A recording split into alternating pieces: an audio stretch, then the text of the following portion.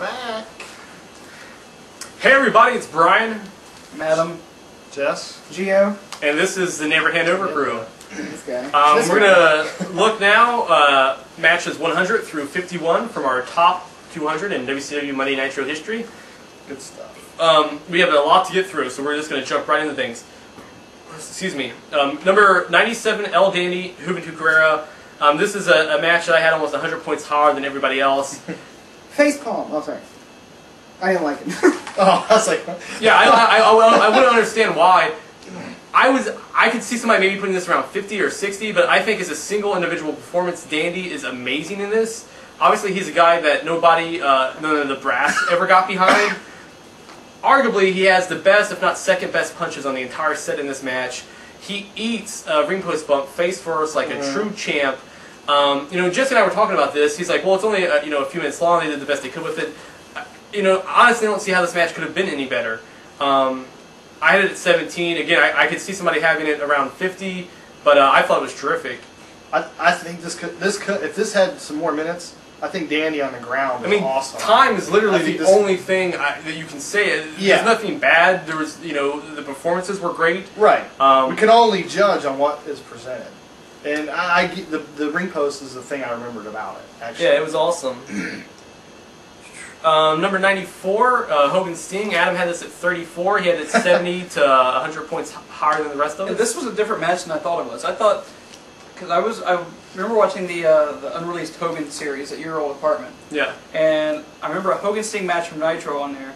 I don't remember if this was the match or not. I don't think it was. From the match I remember was just terrible. But this match, I went into it thinking it was that match, but it obviously wasn't because it was way, way, way better than I expected. And you had it at 137, so you disagreed. Yeah, this was the quintessential, Hogan's in here collecting a check. Yeah, which we had a lot of on this set. Yeah, I was really Match 93 is one that I would like to talk about because I remember when we were working on this project, you had told me, man, Gio and Adam really love this Scott Steiner Giant match. And I'm like, what match? And I went back and I looked at my list, and I'm like, I got it at 150. He's like, yes. Now, Gio, you got it at 37. Adam got it at 40. You both have it over 100 points higher than either Jesse or I. Tell us what we missed. So we got Scott Steiner, big strong dude versus the Giant, the biggest guy in the company, right? I remember specifically about 7 minutes in, I think it was an 11-minute match, and Steiner hit this Uranagi on the Giant and just landed him right on his head, dude. And you should have seen the way that Paul, I call him Paul, we're friends. The Giant sold this thing, dude. Well, I saw it. Yeah, it was awesome. 92. We don't really have time to talk about this one, but Gio did have it at 28. He had it almost 100 points higher than the rest of us. I just really liked the tandem of Benoit and Flair. And I was second highest at 86, so I didn't dislike that match. It's probably my highest Outsiders match offhand. Yeah. Match number 91, Gio and Adam had a 120-point difference on. Well, this is my favorite kind of style of wrestling. The junior heavyweights. It didn't get a lot of time, but that was the only thing that really hurt it for me. But what they got, the time they had, they did the best they could. I just felt this was basic Nitro cruiserweight match, and it really didn't do anything for me. It's a skating indictment, man. This was Kaz's debut, I remember. Yeah. Actually. How much more did he work? A lot, actually. He was there to the end. I wonder why he didn't get... He was there. He was like part of the Young Dragons. He was there. That's right, yeah. Now, we have a couple more big point differences all in a row here. Match 90, Jesse and Adam had a 120-point difference. That one was the 10-minute draw, and I thought it was great. I thought everything... It was the one match where they synced up perfectly. Yeah. That's why I like that one. Adam had it back at 157. I just didn't... And you liked the other match I like the outdoor match from summer of '96 way better. Now 89 is one of probably the top 4 or 5 biggest differences in opinion. Jesse and Gio had a 160-point difference. That's going back to this is the Ray versus Bam Bam. This was the Giant Killer Ray, right? Yes.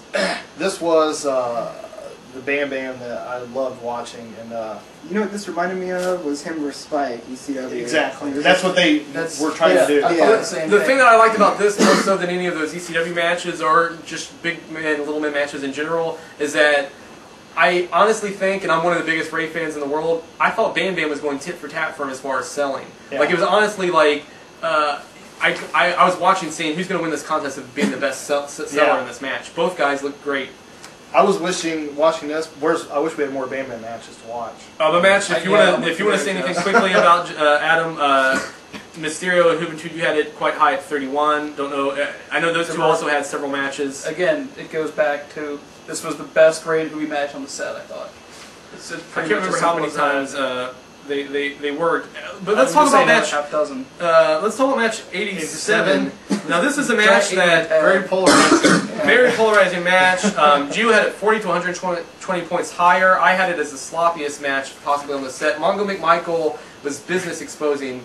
He looked absolutely terrible. And the thing is, on paper, this was one of the matches that I wanted to like because it was such an odd match.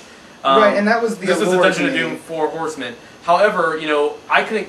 That Mongo, watch it on YouTube or Daily Motion because it is just awful. Who was that with? Sullivan or Bubba?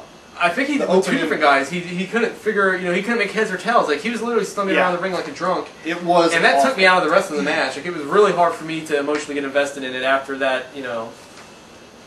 Yeah. What was the good thing about this though? Well, the Arn Anderson beatdown. That, and you have the new Four Horsemen taking. I think he took real liberties with. I think Kevin Sullivan got a pretty huge fucking potatoes all over the place, didn't he? Probably. he was getting the hell beat out of him, and I loved it. I mean, who didn't want to see that? Yeah, I thought it was really stiff. Yeah. Yeah, it's just too many disparate elements that didn't work together for me. That's why I had it low. Match 86, Gio had 100 lower than the rest. This is a match that I think we all three liked. Besides Gio, Adam had it the highest, but I honestly feel that I maybe even should have had it higher than I did. I was also there live for this match, but the reason I like this match so much is it's got that great moment where after being antagonized for weeks by the Flock, Scotty Riggs jumped from the top turnbuckle into the second row of the audience. It's like his career highlight. That was insane. And the thing is, it's a stiff, action-packed match. Like, there's nothing not to like about that match. Gio had it in his back quarter at 172. You didn't like this? I didn't think it was memorable to me. I mean, I wasn't following the storyline because I wasn't, But if I would have been following that storyline, it probably would have had more impact on me. But just this match by itself was... Alright. Didn't register. Right. Match 79, Hoovy and Psychosis. Jesse had 70 to 90 points lower than the other three of us. Yeah, that one felt in the vein of his performance with the Parka, to me. Something I thought, these two guys aren't clicking. Yeah. I thought Psychosis was trying to bust his ass for it, but I didn't sometimes it's hard with Hoovy to, obviously... Kidman was the guy who was able to rein him in. Match 78, we talked about this before we were filming. Adam had it at Adam, 8. please. This is Adam and Gio had a 130-point difference on it. It's Booker T, Randy Savage. Adam had it at 18. He had it in his top 20 better than 182 other matches. You know what? I was sitting here looking at the list off camera, and I'm thinking to myself, why the hell did I rate that so high? Did you have some clues that night? I must have. I don't know. What did you like about Booker T and Randy Savage? I mean, honestly, I can't remember another time these two fought. Probably not. No, and I think that's part of the intrigue of it. The only time, you're Randy Savage from the old school. Mm-hmm. Booker T, he's part of the new style, and just the old school and the new school, is going at, and it was kind of clunky in parts, but I enjoyed it. Let's talk about match 77 because I feel like this is a big divide in our taste. Brian and Jesse, you and I had it 130 points higher than both Adam or Gio. To me, it's Psychosis, it's Hoovy, it's Ray, it's Blitzkrieg. 4 dynamic, exciting performers. Not only did they get more time than, again, a term that Adam used earlier, the typical WCW Cruiserweight match, it got almost 20 minutes. I think what would be expected is that it would be sloppy, that stuff wouldn't land correctly, but for 20 minutes, almost everything landed smoothly and fluidly. And it had a good finishing stretch. I don't necessarily know if these 4 guys could have had a better match in them than this one. There was parts where I thought, maybe this is going on too long. People were kind of trying to figure out where we're going to go next. But like you said, I was never lost. Yeah, I thought they kept, if somebody was active, I don't think it'd be hard for 4 other people to do a match like this. Well, the big I talking thought. point from fans at the time were that the cruiserweights never got more than 6 minutes Right. to do a match, and here they went, through 2 segments of an entire broadcast. I thought they struggled in parts to keep it going, but what they did with it, I thought was tremendous. And I'm sitting here watching the match on TV, and I'm thinking, okay, it's going, it's still going, it's still going, it's still going. The only reason I You weren't popped the engaged finish, at all? not really, I wasn't. I thought it was breathtaking. I was sitting here, and the only thing I popped for, Spectacular display. the only reason I popped for the finish, I was like, yay, the match is over. Oh, Next match. God. So obviously that's the one again. Yeah. We fall on 2 different category sides. See it yourself, judge Yeah, for judge yourself. Moving on, I'd just like to say, kind of pointedly right now, fuck WKO Mike. I didn't know when. I feel like I should say that at some point here That during the works proceedings. right now. I mean, it's been a year or so since the fun out over there, but just kind of a maniacal, egotistical despot. And there's a lot of guys on the internet that have real bad attitudes and feel very self-important. I just want to say that NHO collectively, we watch all wrestling. We're not, you know what I'm saying? We look at everything, objectively, and we don't hand over our opinions. But we don't have an air about us that Right, yeah. The 10 days that I was a part of that board, I was some of the most negative. It was a dark period in your life. WCW Midwest, dude. Right. But match 74, just moving along now. Hell of a Back to match. business here. Uh-huh. This is a match that, Jesse, you and I both had in our top 50. Gio had it. Here's 153. Now, you were talking earlier about the differences in styles. Mm-hmm. This is so ahead of its time. There's actually a spot in this match that I hadn't seen to this point and has not yet been done since. These guys that was what they were trying to do was be trendsetters. And to me, it absolutely works.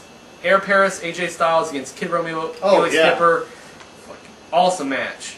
Some sick spots. Really innovative is the best word to use for this match. If this would have happened during the Cruiserweight period, If this happened now, if this happened today on SmackDown, it would make the year-end list. well, yeah, I think so. I wish we would have gotten it to be slowed down a little bit, which is exactly the same way I felt about that Lucha 4-Way, which is why what garnered my rating is, like Harley Race said, just slow it down, guys, and let's make things worth it. I understand that maybe more so for the tag, not so much for the 4-Way, because I feel the 4-Way is like 4 guys desperate to get the win, and I don't think I would have wanted that match not to be high octane. This one, maybe I could see that. But that's where I'm kind of torn, because the 6 minutes. You gotta. Excuse me, phone call. Is the network calling you, Bishop? Phone's ringing here at the office. Somebody fired Mick Foley. What's going on here? Okay, well, we will move on without him temporarily. Here's a match.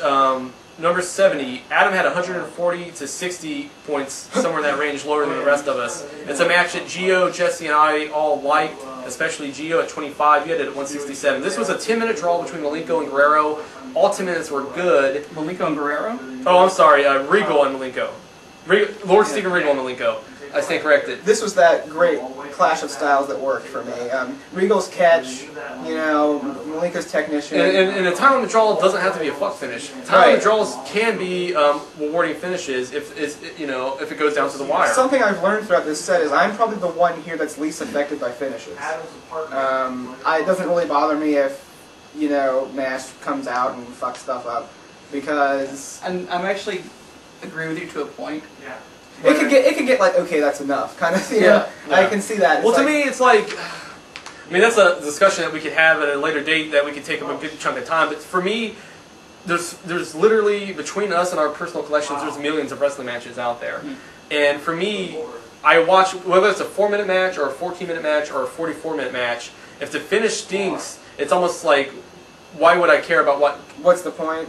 Yeah, led up to it. I didn't always feel that way, but nowadays, with so much wrestling at my disposal, if the body of the match is good, that's great. But if the finish stinks, then it leaves a bad taste in your mouth. So, okay. Yeah, I think that would be a good thing to talk about it, like on a video or something. That is something that we should maybe That's the way I kind of feel discuss. like with independent matches. But yeah, we'll leave that for another match another 69. time. Gio, you're in the position Adam was just in. You had this next match 70 to 140 points lower than the rest of us. We were talking about clunkiness earlier, and I think this defined it, to be honest with you. Yeah, Bossman, I don't know what it was about it. It's just like, let's do something here, because it was just so clunky to me. See, I loved it. Jesse, I know, liked it a lot. He's not here to speak on it, so I will step up a bat. It was one of the last matches that I saw for this set. It's, again, at Club La Villa, where there's a ring that's basically in a swimming pool. Of course, Scott Steiner does take a bump into the pool. That's always fun. Never get tired of those. But the reason that I liked it is, earlier I said Danny arguably had the best punches on the set. If it's not him, it's Ray Traylor in this match. Always known as a good slugger. Bossman's punches were dynamic. It is, I mean, it's a match on paper that, yeah, it's not going to jump up at anybody. Because I remember Jesse talking to me on the phone, or maybe it was you, saying this is a really, really good match.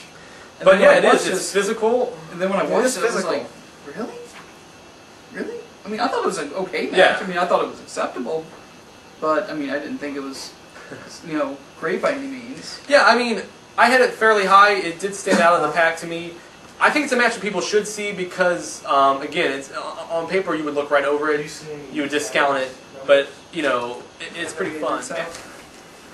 Let's do that. Okay, we had some technical difficulties. Let's jump right back into things. Match 62. This is a match that Jesse and I both really loved. Adam and Gio not so much. It's not the fact I didn't love it. It's just the fact that I thought there were matches better than it. Okay, well, I mean, you did have it close to your top 100. Gio had it at 188. Now, Jesse, you had it at 5, and I had it at 10. We are talking, of course, of La Parka Silver King versus Damien Ciclope, Mexican hardcore deathmatch. The thing is, when you watch this, and you think back to Raw and all the hardcore stuff they did, At the time. this just absolutely slays it like a dragon, dude. Just blows it out of the water. I mean, these guys, like you said before, they never had a chance to do some shit like this. Right. They don't hold back. They go fucking balls to the wall. They're just killing each other with every single shot. You guys remember how long that went? I'd say about 10 minutes. Yeah, Maybe a minute or two shy of 10. Yeah. It's physical throughout. It has a breakneck pace. It's got some innovative, garbage weapon spots, which doesn't happen that What often. about that near fall? Oh my god. Damien gets powerbombed from the top through a table and he kicked out? Yeah. What about the suicide dive to the floor that gets met with a steel chair? I mean, That was my favorite spot of it's the an match. amazing I love match. that But match. dude, you had it at 188. There's Yeah. 187 matches. There better than are that. 187 matches better than that. No. Yeah, right. I assure you. No. Well, There's let's talk about some of yours that you had higher. I mean, Yeah, let's go ahead. What about this? The first one that sticks out is... Yeah, what about 61 here? Oh, the number one? Yeah, The number Brian, one? you oh, yeah, no, I'm not done with Gio yet. Oh yeah, let's keep going with this. So I mean, basically, why did you dislike it so much? What I didn't like about it is because it was mainstream hardcore, which we talked about, and But was it? Because was, because- luchadors had never done hardcore before. Well, no, and that's the innovative part of it, and I can understand where you're coming from with that. But we're talking WCW hardcore. It was weak, in my opinion. Oh, Dude, I'm sorry we to tell watched you. the match. Are people watching at I'm home? sorry to tell These bumps are brutal. And I like the It's chair very shot. physical. I did like that. like I said before, let me hit you with these steel cookies. Yeah, we'll do that. I'll let you know. What I'm not happens. going to I'll let you know what happens. I'm not going to do that, but I'm just saying. I'll play it. That Let's move on, guys. Match 61 was my number one. I absolutely loved it. I rewatched it today. to reaffirm your love? It's spectacular. Now, Gio and Adam both didn't even make their top 100. I'm talking about Rey Mysterio Jr. versus Ciclope from November of '96. I can talk about why I loved it. Any reason why it didn't stick out to you guys? No, it's not that. It was one of those matches that kept going down my list because everything's getting better. Exactly. This is better. This is better. This is better. But I didn't To dislike me, it. it's a match It's the exact that... same with me. I mean, to me, it's a match that's impervious to criticism because I can't find one flaw in it. The reason I had it as high as I did, I mean, there are matches that are, like, unanimously great. Like the Benoit and Brett, stuff like that. DDP Sting. That match blew. We'll get to those in time. But here's the thing. This match was, all of us, at least most of us, had what I would call a pet match. A match that we really liked that best represented our personality and our taste. for me, you have Rey Mysterio coming out in a Spider-Man outfit. You have Cyclope coming out with horns and all these tassels. One of the things that's great about Lucha is the colors, the aesthetic. You know, like puts you in Mexico. These guys have the best outfits. Like Cyclope looked like a giant piñata. Yeah. And then they go out there and just captivate with the best high flying on the set. And there's a spot. There is the most ballsy spot in this match on anything on the entire set. Cyclope's sitting on the top turnbuckle facing the audience. Rey Mysterio jumps up on his shoulders and does a front flip to the floor and throws Cyclope. I mean, try to picture that in your mind. I mean, it's insane. Or just watch it on YouTube. I think the suicide dive with the chair was still the ballsiest thing I saw.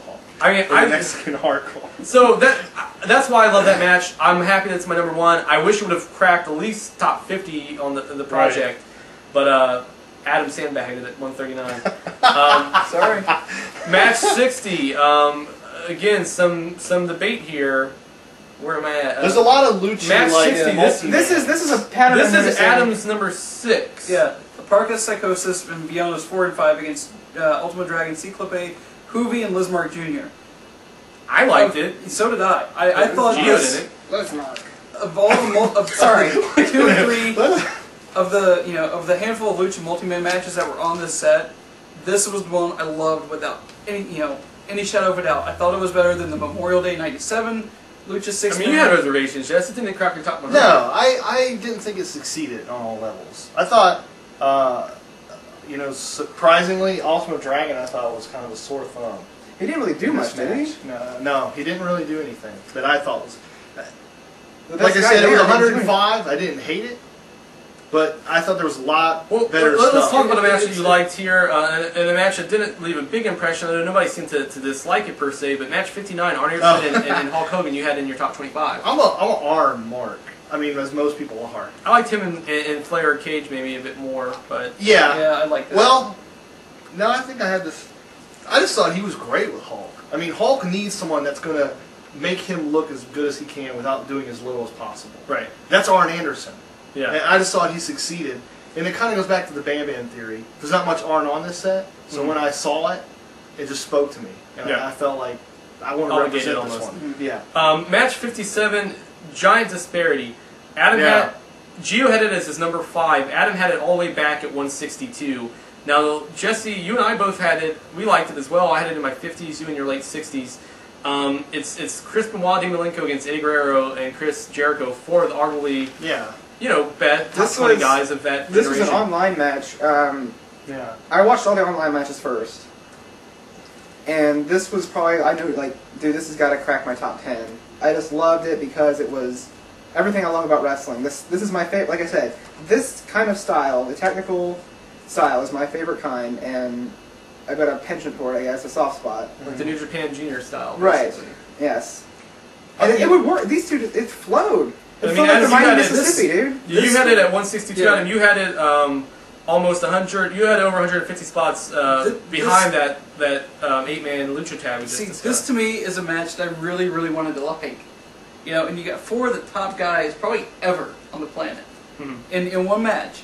And you would think, and obviously Gio really, really liked it, and I respect his opinion, but this was a match I just was sitting here watching on the laptop, and I'm thinking, are they ever actually going to get going with this? I remember watching it and seeing and thinking how it's not what you thought it was going to be. It's those 4. Exactly. It never really it's went not into what I thought like it an was ultra going to be. third gear, but I thought it was extremely solid.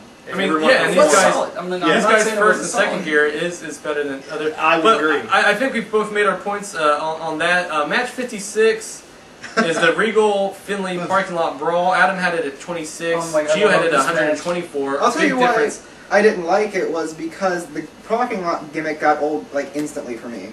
I mean, how many cars did they battle on? Like they ran out of things to do. Right. It's been done better since. Yeah. I want to mention something about this match because this is a match when I was young I thought was way ahead of its time.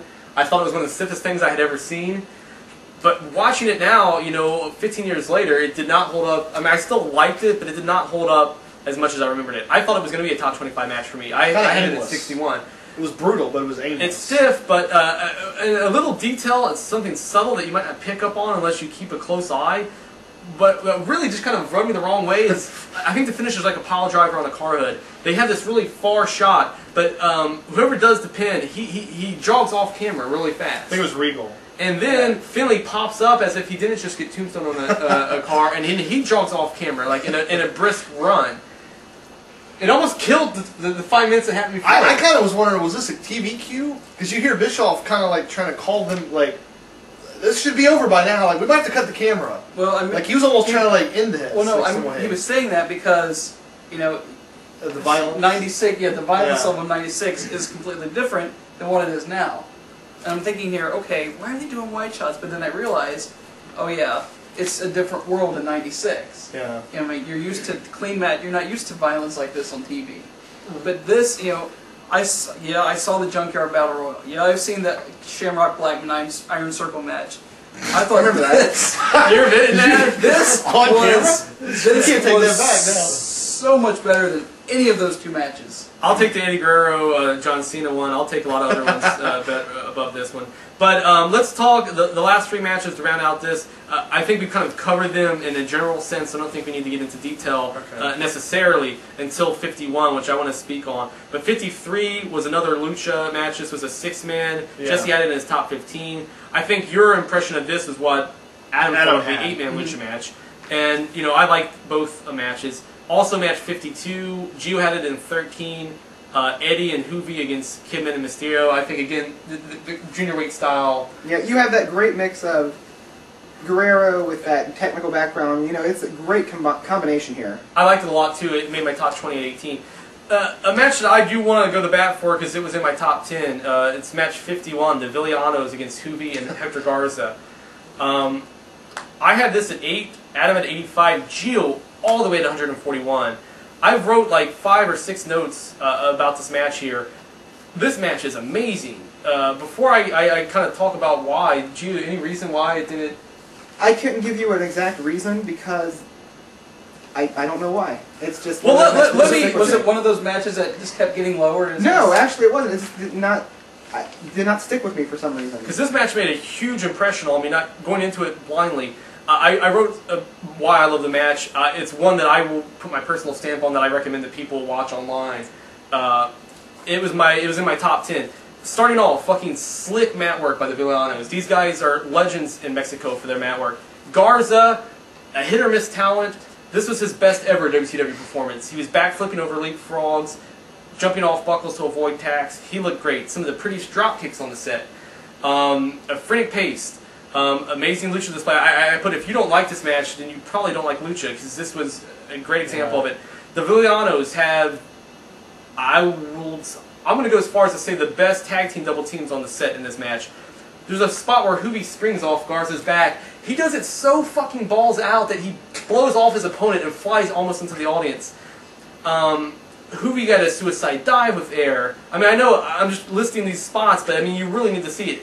One of the craziest bumps on the set. Hector Garza does a corkscrew plancha and overshoots it and eats concrete. And then there's a hot finishing stretch which ends with a 450-degree splash. Big pop.